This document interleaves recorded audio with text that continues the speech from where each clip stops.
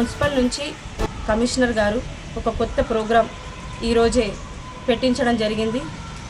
ఈ వర్షాకాలం దృష్టిలో పెట్టుకొని ఏదైతే రానున్న రోజుల్లో ఈ దోమలు ఈగలు మనం తినే ఆహారం మీద వాలడం వల్ల, మన ఇంట్లో స్టోరేజ్ ఉన్న వాటర్ మీద వాలడం వల్ల మనకు వచ్చే సీజనల్ వ్యాధులు, విష జ్వరాలు, డెంగ్యూ, మలేరియా, టైఫాయిడ్ ఇవేవైతే ఉన్నదో ఇప్పుడు రానున్న రోజుల్లో ఇవన్నీ ఎక్కువగా వస్తాయి. కాబట్టి సో అది దృష్టిలో పెట్టుకొని కమిషనర్ గారు ఈరోజు కొత్త ప్రోగ్రాన్ని మనకి స్థాపించడం జరిగింది. దాంతోపాటు ఈరోజు మాకు ఆదేశాలు ఇవ్వడం కూడా జరిగింది. మేము కూడా ప్రతి ఒక్క ఆఫీసర్కి అంటే వార్డ్ ఆఫీసర్లకి ఆదేశాలు ఇస్తూ ప్రతి ఒక్క వార్డుకి వెళ్ళి ఆ కౌన్సిలర్తో పాటు ఇదేదైతే స్టోరేజ్ వాటర్ ఉన్నదో ఇవన్నీ వెళ్ళి మీరందరూ చూసి ఆ వాటర్ నిల్వ ఏదైతే ఉందో దాన్ని తీసి పారవేయాలని చెప్పేసి ప్రతి ఒక్కరికి చెప్పడం జరుగుతుంది.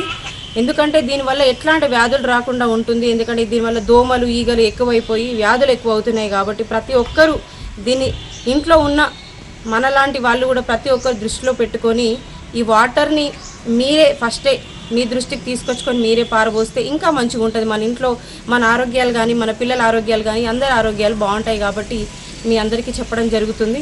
అట్లనే ఇంకా రానున్న రోజుల్లో ఇప్పుడు వర్షాకాలం కాబట్టి ఇంకా చాలా మేము పనులు కొత్త అన్నీ స్టార్ట్ చేయడం జరిగింది. ఇప్పుడు నెక్స్ట్ ఎజెండాలో కూడా పెట్టడం జరిగింది.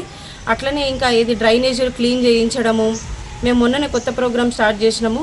సో దాంతో ఏంటంటే ఇంకా డ్రైనేజీ క్లీన్ ఉండడం వల్ల కూడా మనకి ఎట్లాంటి ప్రాబ్లమ్స్ రాకుండా ఉంటాయి.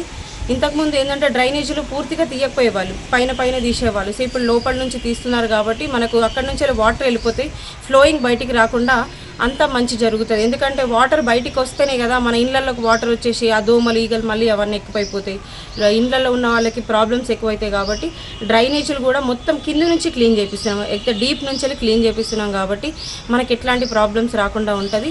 అట్లనే ప్రతి ఒక్కరు ఇది కొంచెం దృష్టిలో పెట్టుకొని అందరూ ఇది నాది అనుకొని మనది అనుకొని చేస్తే ఇంకా మంచిగా ఉంటుందని చెప్పేసి ప్రతి ఒక్కరిని కోరడం జరుగుతుంది.